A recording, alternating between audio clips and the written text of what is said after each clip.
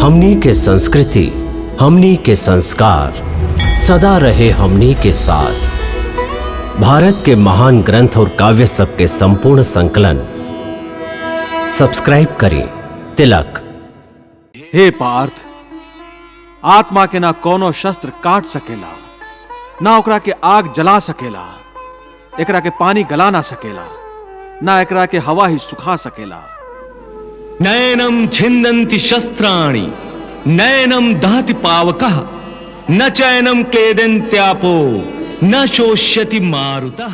आत्मा नहीं माटी की मूरत, जिसको नीर गलावे हो,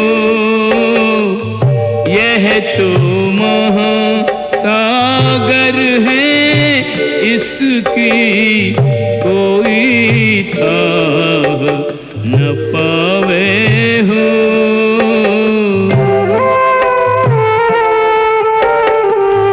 यह तो है महासागर, इसकी कोई थाह न पावे हो।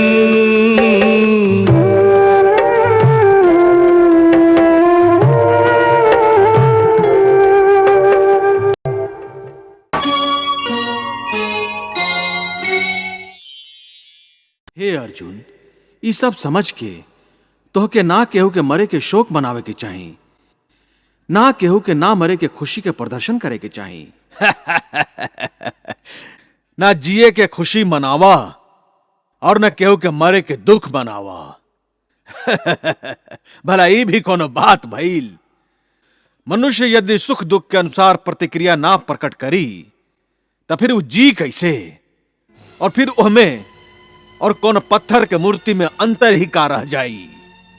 महाराज, श्री कृष्ण के बात के समझावे के सामर्थ्य हमरा में नहीं खे, फिर भी हमार बुद्धि एकर जे मतलब समझलस ओकरा अनुसार श्री कृष्ण चाहेलन कि अर्जुन युद्ध भूमि में भावना के मोम से बनल पुतला ना बनस,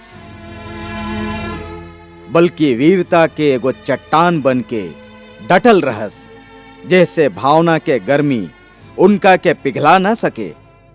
काहे कि ऊ कोनो साधारण मनुष्य नहीं खन, एगो योद्धा बाड़न। संजय, यदि तू कृष्ण के गोल मोल बात के यही तरह व्याख्या करत रहला तो हमके डर है कि अर्जुन से पहले हम स्वयं ही कृष्ण के बात में आ जाइब।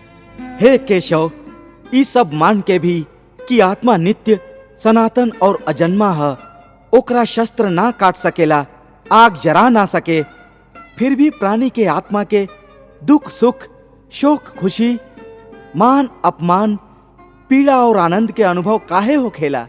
हे पार्थ, हम पहले ही तो के बतौली कि सुख दुख के अनुभव कईल आत्मा के ना शरीर के काम है।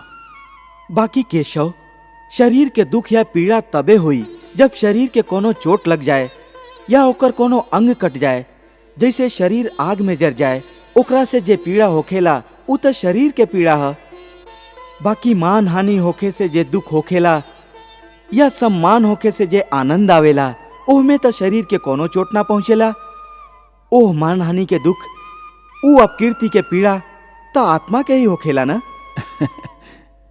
ना अर्जुन, ई कीर्ति अपकीर्ति, मान अपमान, ई लाभ हानि, ई जीते के आनंद या हारे के पीड़ा, ई सब आत्मा के ना होला।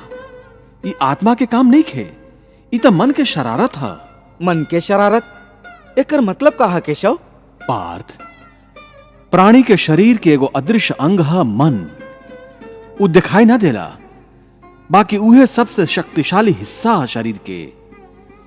ई याद रखा कि मन शरीर के हिस्सा है, ओकर आत्मा से कोनो संबंध नहीं खे। आत्मा यदि रथ में बैठल रथ के स्वामी है तो मन शरीर रूपी रथ के सारथी है।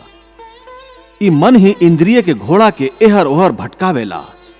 कबो यौवन के आवेश में यह चंचल मन मनुष्य के एह भ्रम में डाल देवेला कि उ सर्वशक्तिमान है, उ सब कुछ कर सकेला, उ यहाँ के राजा है, जकरा आगे हर के झुक जाए पर विवश है। और जकरा के हर केहू प्रणाम करेला। जे तरह दिया के बत्ती के दिया के नीचे अन्हार दिखाई ना दिला, वही तरह जवानी के ओकर पीछे छुपल बुढ़ापा और कमजोरी दिखाई ना दिला। लेकिन जब शरीर के दिया में यौवन शक्ति के घी जर जर के समाप्त होके लागेला और दिया के नीचे लुकाइल अन्हार बढ़े लागेला, तब मनुष्य घबरा के चिल्लाए लागेला, हम बीमार हैं, हम मर रहल है, हमके बचावा, हम मर रहल है, हमके बचावा।